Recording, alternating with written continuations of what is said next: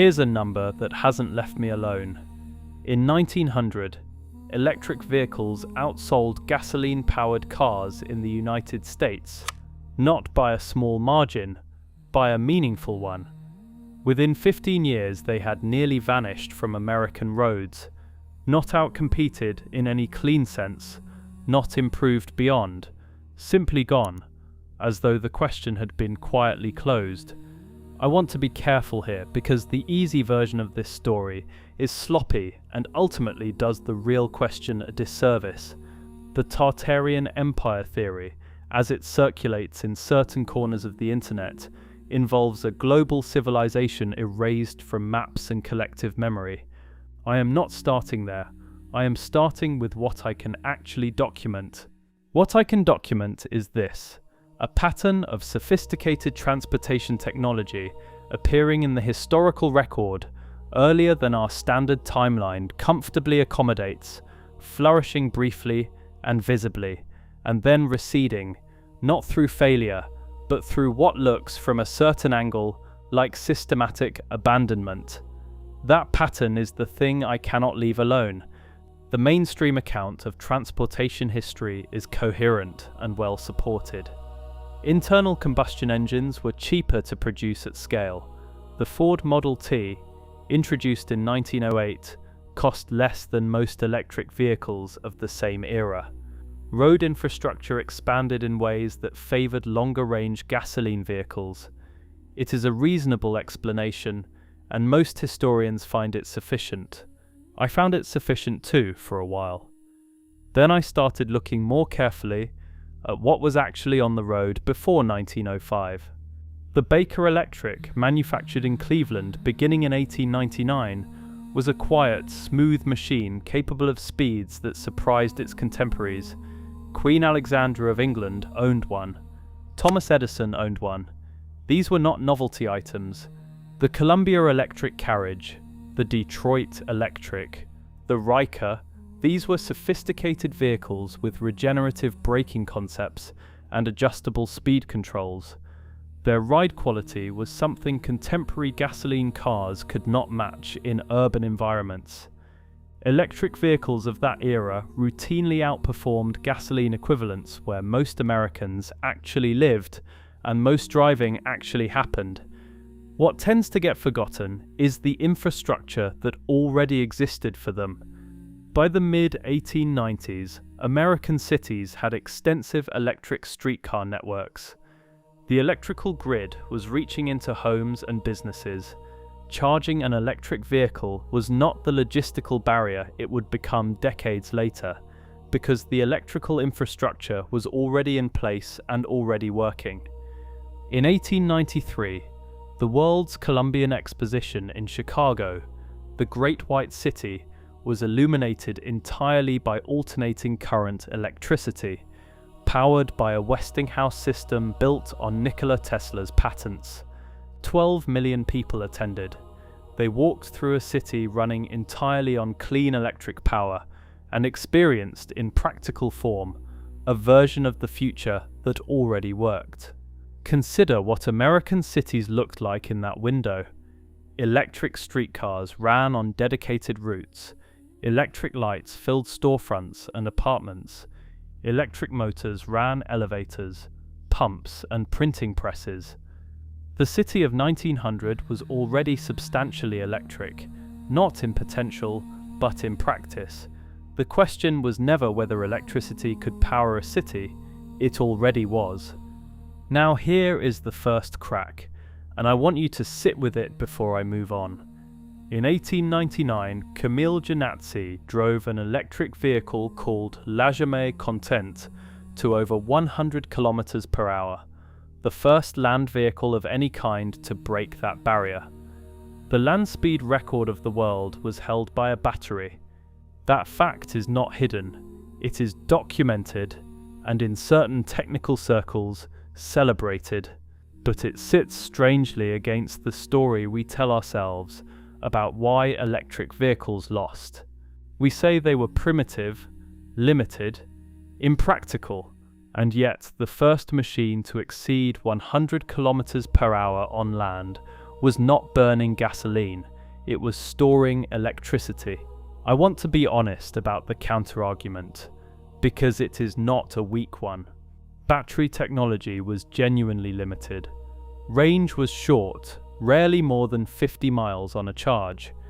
Gasoline infrastructure scaled faster, and the economics of mass production genuinely favored internal combustion. I understand the argument, and I take it seriously. It answers most of the question. What I cannot reconcile is the speed of the disappearance. Battery limitations in 1900 were real, but they were being actively solved. Thomas Edison spent years developing an improved alkaline storage battery, specifically for electric vehicles. His research was serious, well-funded, and making measurable progress. And then the investment dried up, the market collapsed, and the work simply stopped. Now I want to go somewhere that feels like a detour, but isn't. In the winter of 1896 and into 1897, a wave of mysterious airship sightings swept across the United States, beginning in California and moving eastward through the Midwest. Hundreds of credible witnesses reported structured craft with powerful lights, moving silently and with evident purpose through the night sky. The Wright brothers would not fly a Kitty Hawk until December 1903. That is the official first flight. And yet, in Sacramento in November 1896, witnesses whose names appear in published newspaper accounts reported seeing a craft with lights and what sounded like a mechanical engine moving at controlled speed through the sky on a clear night for an extended duration. The mainstream explanation for the 1896 and 1897 sightings is a combination of mass hysteria, journalistic fabrication, and misidentification of natural phenomena. Some accounts were almost certainly exaggerated or invented. Newspapers of that era trafficked in sensationalism without modern editorial restraint.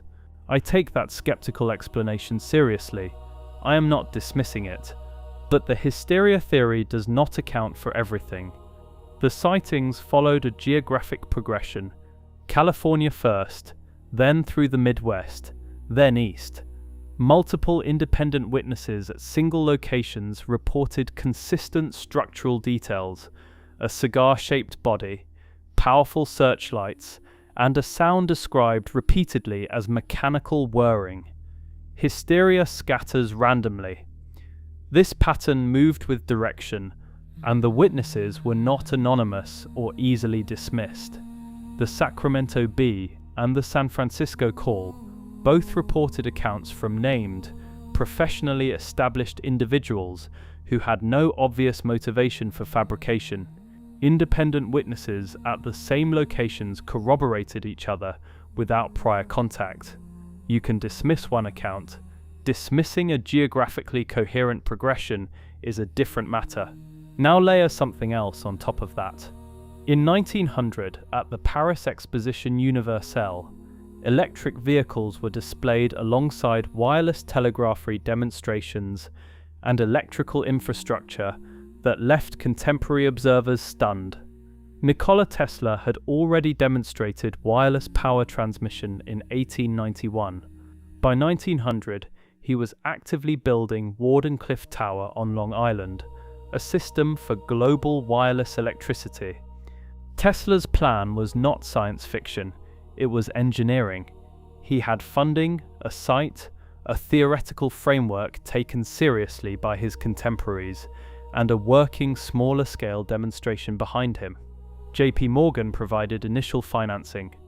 The project was real, in active development, and aimed at something that would have permanently altered the relationship between energy production and energy distribution. Morgan withdrew funding in 1903. The official explanation is financial. He reportedly could not identify how to meter wireless electricity and extract profit from it. That is plausible. Investors need returns. Unmeasurable technology is a genuine problem for private capital. I accept that reasoning on its face, and do not require anything more sinister to explain it. But wireless electricity's decline and the electric vehicle market's collapse happened within the same narrow window of years.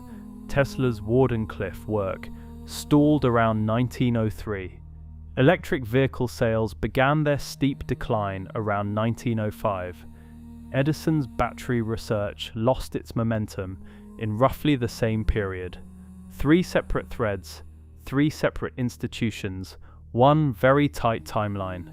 That proximity asks a question. I am not claiming those events caused each other.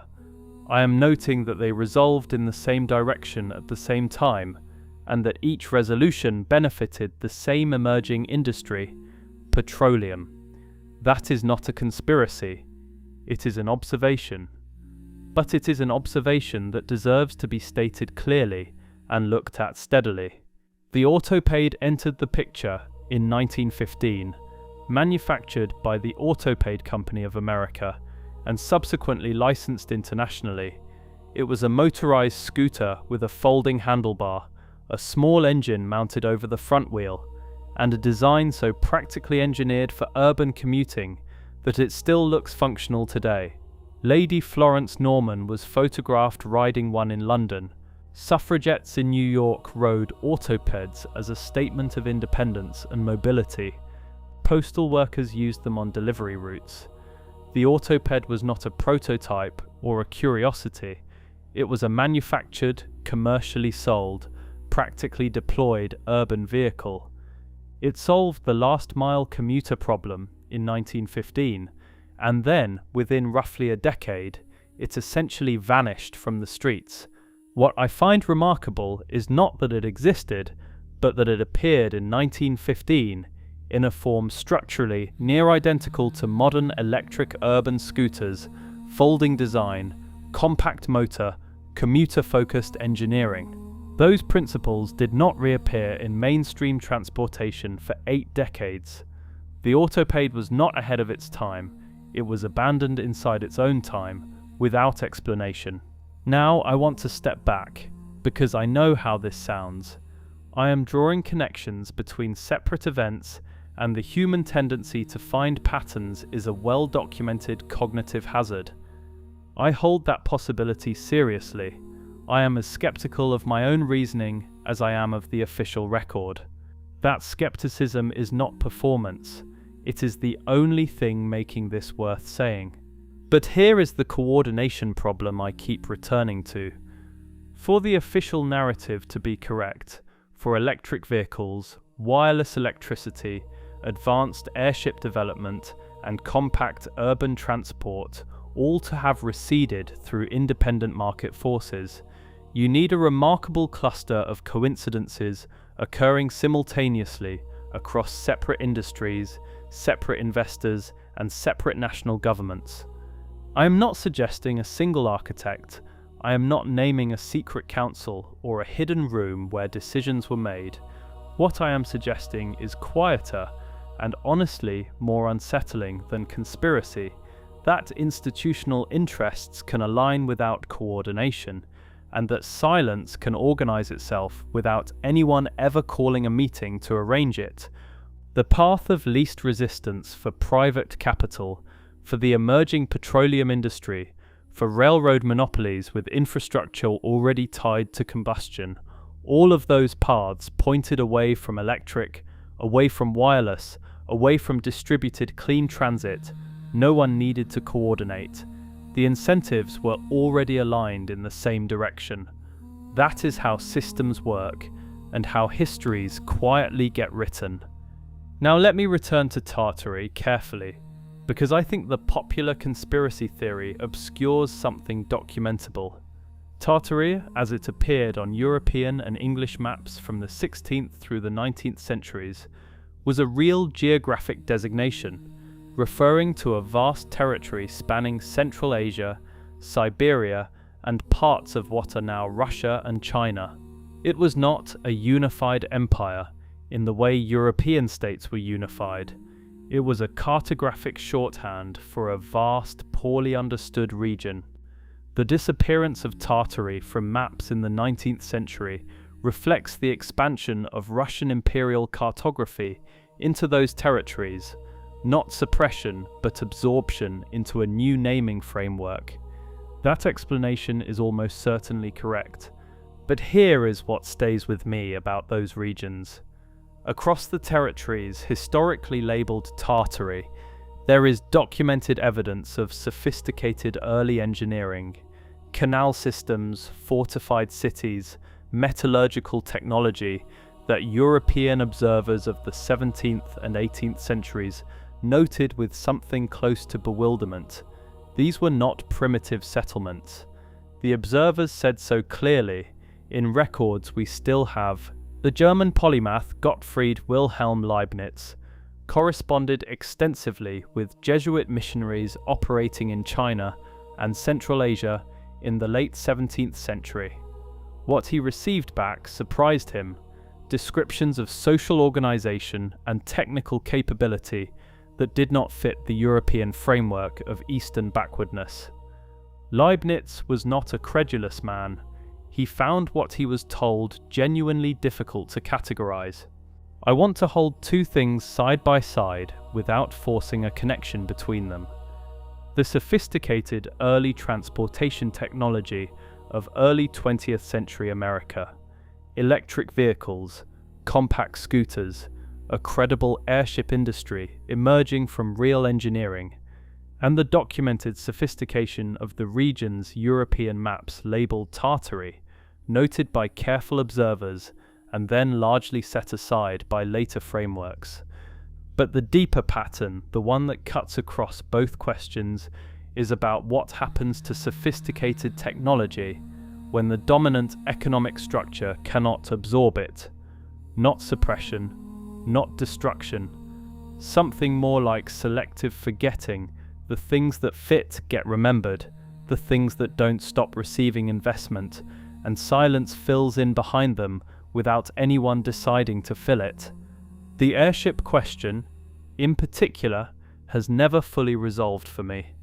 After the 1896 and 1897 sightings, serious airship development continued through the 1920s and into the 1930s. The Zeppelin era was real and commercially operating, crossing the Atlantic on schedule, carrying passengers and mail. And then the Hindenburg disaster in May 1937 ended the commercial airship industry in a single evening. What replaced the airship was the airplane, dependent on liquid fuel, requiring permanent ground infrastructure, generating exactly the kind of supply chain dependency that benefits concentrated capital. I am not saying the Hindenburg was engineered to fail. The evidence does not support that claim, and I will not make it. But I will note what followed.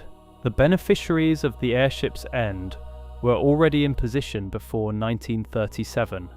Oil infrastructure, airport construction contracts, military aviation programs, these were not assembled after Lakehurst, New Jersey. They were already underway. The Hindenburg's destruction accelerated a transition already in motion. That is not a conspiracy. That is simply how capital behaves when an opportunity is real and the timing is right. So let me put the picture on the table whole. In roughly 40 years, from about 1895 to 1940, several distinct lines of clean, distributed transportation technology moved from active, serious development to near total disappearance. Electric vehicles, wireless electricity, commercial airships, compact urban scooters. Each disappeared in its own way, for its own stated reason, without any acknowledged connection to the others. And what replaced all of them, without exception, was technology dependent on petroleum. I want to be careful here because that sentence sounds like a conclusion, and I am not drawing one. I am describing a pattern. Patterns can emerge from incentive structures without any individual choosing to create them. The pattern is there whether or not intention is behind it. But consider what it would take for that pattern to be purely coincidental. 4 technologies, 4 industries, 4 separate collapses each with its own explanation, all resolving in the same directional outcome, in the same narrow historical window, across competing national economies and governments that were in many cases openly hostile to each other, each one individually explainable. Together, they form a question. I do not know what flew over Sacramento in November 1896.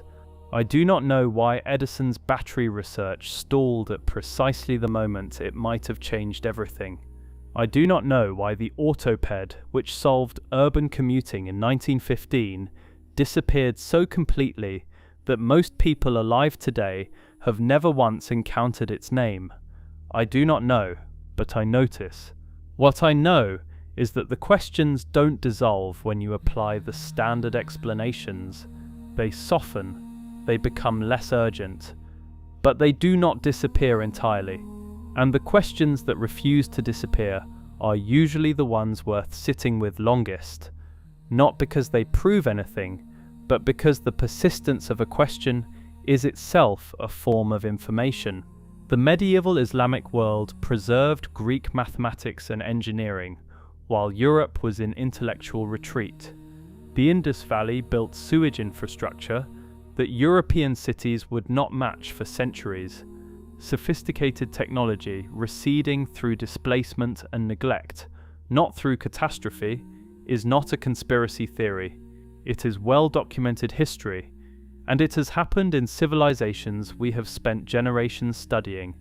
So when I look at the early 20th century and see a cluster of clean, distributed transportation technologies receding within a single human lifetime, I do not reach for a dramatic explanation. I reach for the most boring one, that the economic structures of the era were not organized to sustain those technologies and materially benefited from their disappearance. That explanation is almost satisfying. It accounts for most of what I can document. It fits the known incentives of the known actors. I held on to it for a long time because it is clean and requires nothing extraordinary to accept. I still believe it accounts for most of what happened, but not quite all of it. The 1896 airship sightings remain unresolved. Their geographic precision, moving from California to the Midwest to the east over months, following population corridors, does not fit the profile of mass hysteria or widespread fabrication.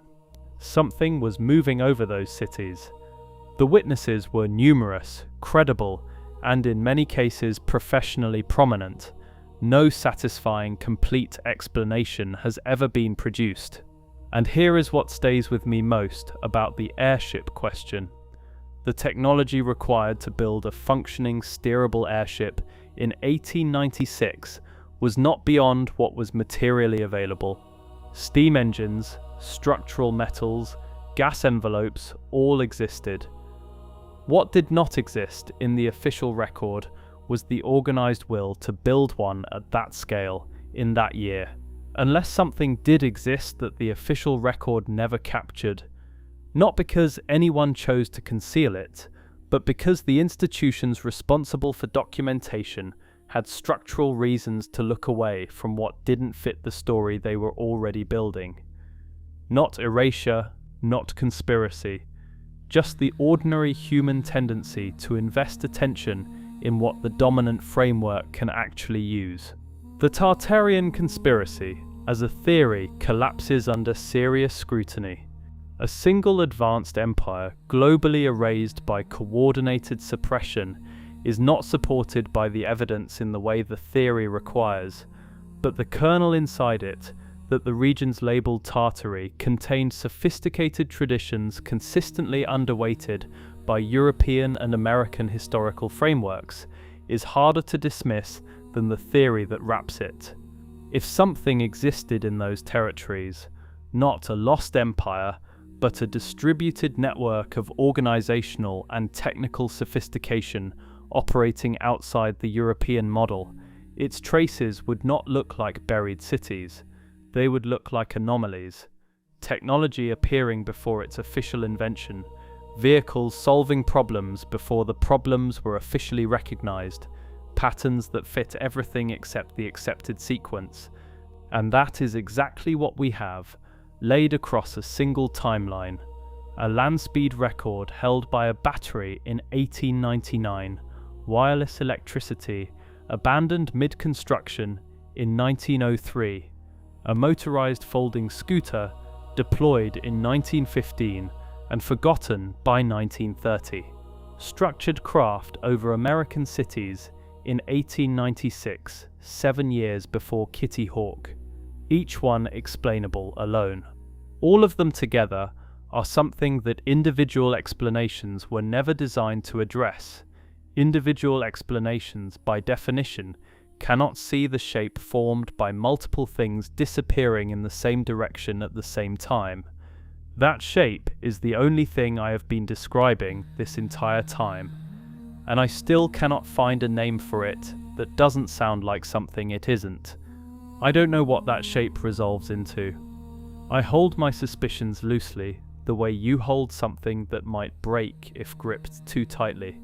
What I am confident of is this: the history of transportation we have been given is not wrong, but it is not complete, and the incomplete parts are not randomly distributed.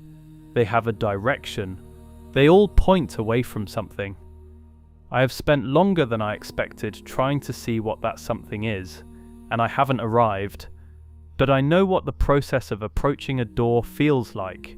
The resistance, the slight change in the quality of silence, the sense that what is on the other side has been sitting undisturbed for a very long time. That silence has a shape. I have been tracing its outline far longer than I expected to. I don't know what is behind it, but I know the difference between a door sealed deliberately long ago and one that simply has never been tried. This one, I think, has simply never been tried, and whoever opens it next will not find what I expected when I started. They will find something older. When they do, the history of where we were going before the road bent sharply toward where we ended up is going to look very different from anything currently printed in the textbooks we use to explain how we got here.